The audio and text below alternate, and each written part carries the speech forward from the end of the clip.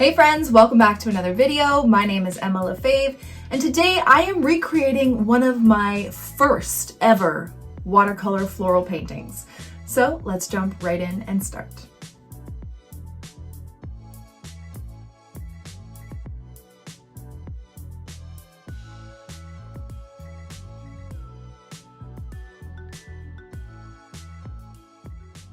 Okay, so like I said, today we are recreating one of my first ever watercolor floral pieces.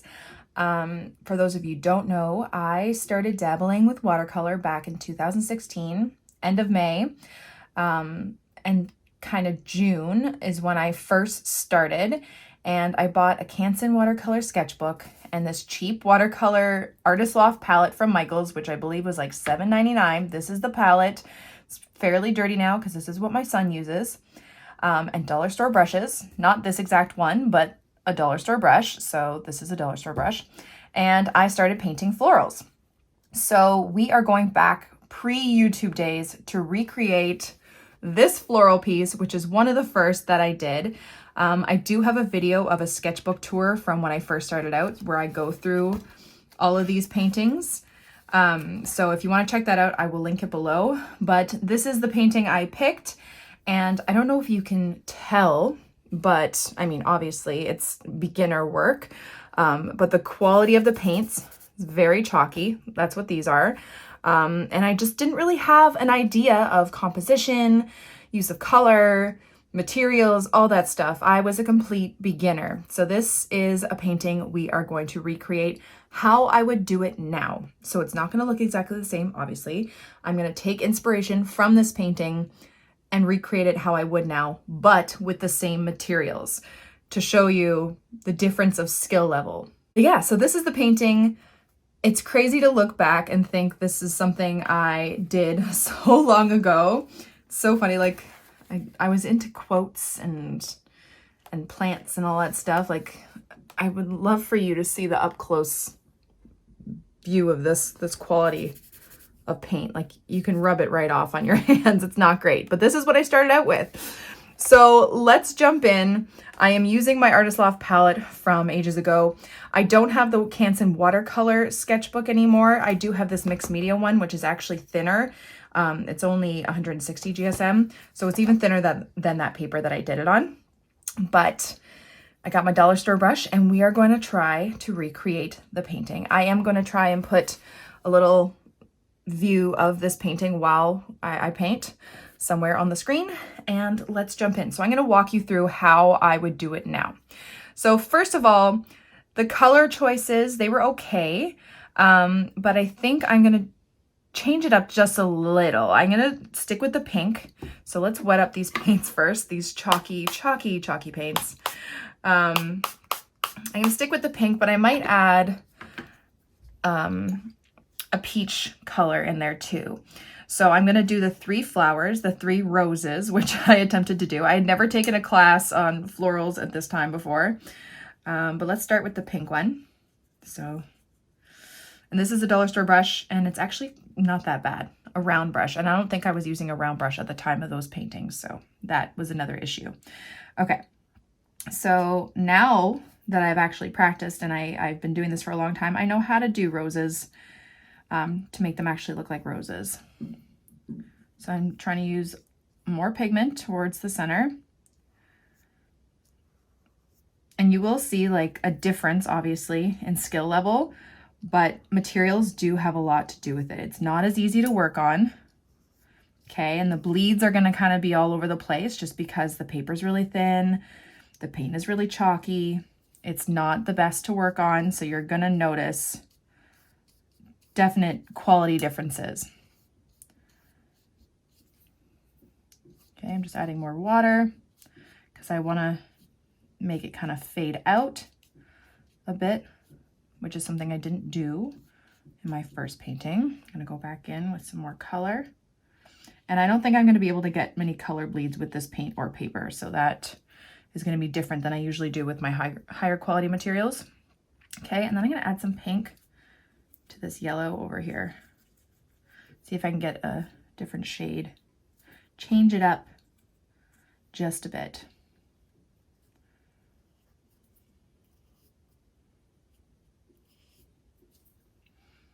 So definitely now I would think a lot more about the color palette that I'm using. I don't think I was really thinking back then of what colors work well together, or even just like contrast of light and dark. Those things were not known to me back then. So that's what I'm definitely taking into consideration now. Okay, I'm gonna see if I can get a bit of a color bleed in there between these two flowers. Not really, a little bit. Yeah, it's all good. Maybe I'll add a little bit of green in here just so to break up the color, the flowers just a little bit of separation. But it's so hard because it just doesn't react the same as higher quality paper and paint. Okay, let's do another pink flower because I am trying to keep it similar to the original.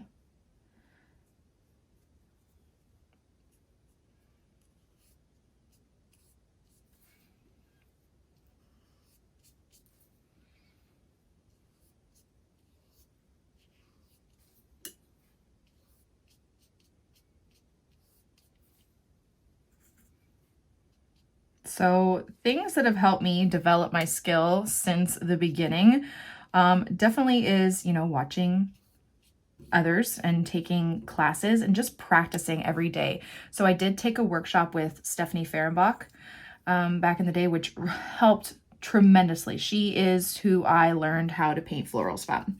She is incredible. She had a workshop in 2000, I think it was 2016 or 17. And I think it was 2016 that I went, and it was game changing. It just to learn from a professional really helped. And I wasn't actually into looking up tutorials on YouTube then.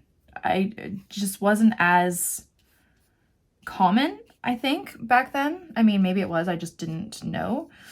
But yeah, so I learned from her, and then this was all done by practice. And I mean, like every day I would go home and practice every day when I got home from work.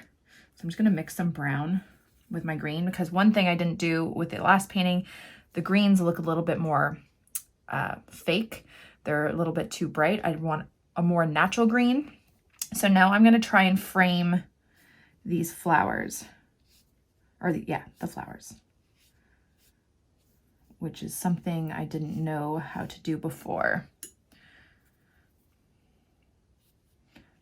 But yeah, so this all came from practice, originally learning from Stephanie, and then like practice every day. I have these sketchbooks. I don't know, like 5, 6, just full of florals and quotes and calligraphy. At that time, it was a joint workshop with Stephanie Fehrenbach and Becca Cordes from the Happy Ever Crafters. So I was learning calligraphy as well as watercolor, and I was totally obsessed, but it really helped. Now I'm just gonna do a lighter color green. I'm gonna try, oopsie, too much brown. I'm gonna try again to make it a bit more natural looking. These paints are ruined anyway, so I'm not really worried about mixing the colors. But yeah, it's just, it was such a crazy time, and I was just having so much fun with it when I was beginning to learn all the stuff about watercolor, and it feels like ages ago, and to look back now of how far I've come and that I've been able to build kind of a career around this is mind-blowing to me. Because I remember when I got like my first 100 followers on Instagram, and I was like, oh my God, it's amazing. I'm famous, 100 followers. And I thought that was the coolest thing in the world. And it was, but it's like to look and see how far I've come. It's something I never would have dreamed of. So, and it's all thanks to you guys. So that's that. Okay, so I have put the leaves in between to help frame it a little bit better. This looks a little wonky. And I'm gonna do some more leaves, but in the picture, I did some kind of like purple fillers that kind of look like they were trying to be like maybe lilacs or something. So I'm gonna do that, but I'm gonna mix it a bit with this blue. And I'm gonna try and fill some more area. And I was just doing little dots there, but I'm going to try and make it a little bit thicker and fuller.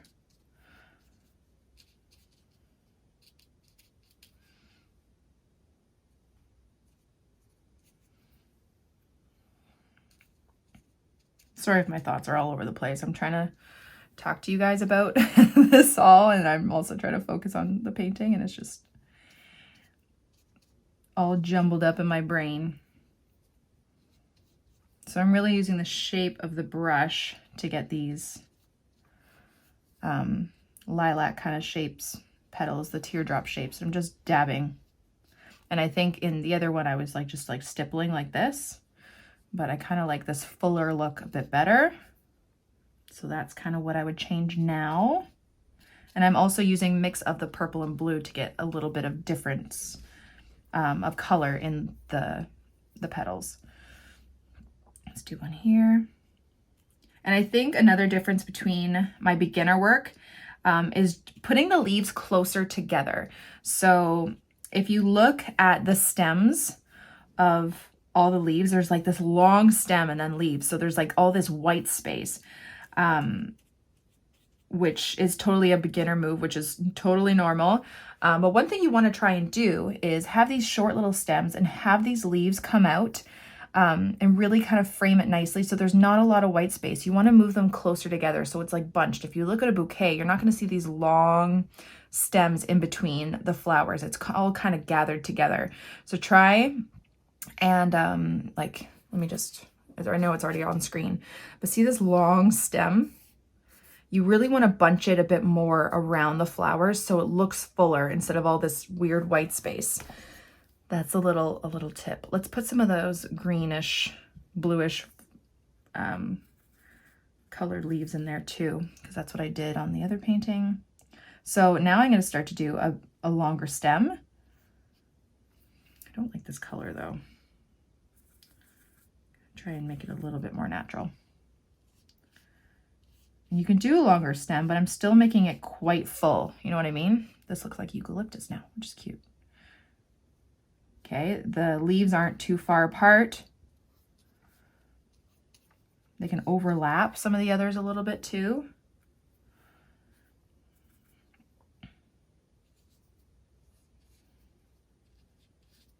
So try not to space out your leaves too much.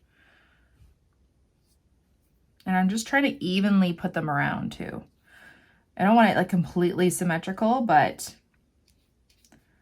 I'm just trying to balance out where some of these leaves are.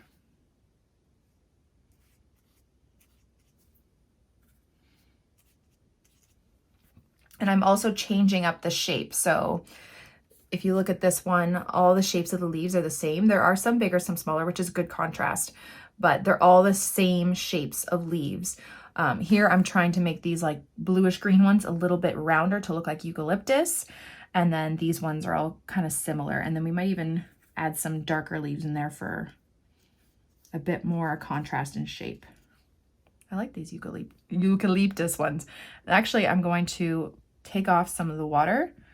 I'm going to do some really light ones to help frame around here without making it too busy. So like super light. It looks like they're barely there almost, but it will show up and it will help frame the outside of the roses, which kind of look a little bare. Okay, let's get that light color green too. I'll take off some of the pigment, do the same kind of thing, just making it lighter. Okay, so it doesn't look like there's too much white space. There is some there, but it's just very faint. So again, we're kind of adding some contrast in color as well. You want to have some light leaves, dark leaves, big leaves, small leaves, all of that. Okay. Cute. Okay, and then I think I'm going to add some darker leaves. So I tried to do some like darker green leaves here. So I'm going to try to recreate this, but I'm going to make it smaller. So again, with the contrast and shape. So I'm going to mix, I'm trying to think of how I made that color. Do brown and green, and maybe a bit of purple to make that darker green color. Or is it, no, there isn't a dark green in here. Maybe it was a different palette that I had. Okay, anyway, and I'm gonna do longer stems, and I'm gonna just do some smaller leaves.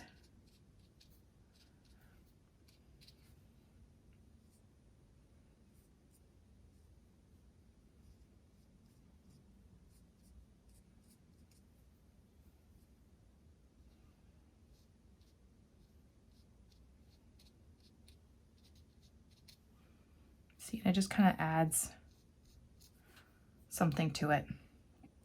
Makes it fuller and also adds just really nice contrast, having those little dark bits.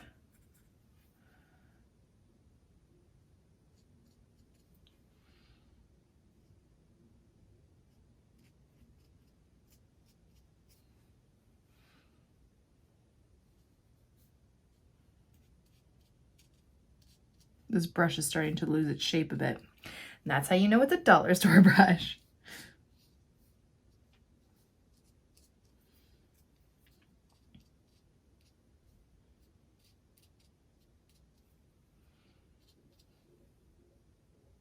Okay, I'm just trying to fill up any areas that look maybe a little bit sparse.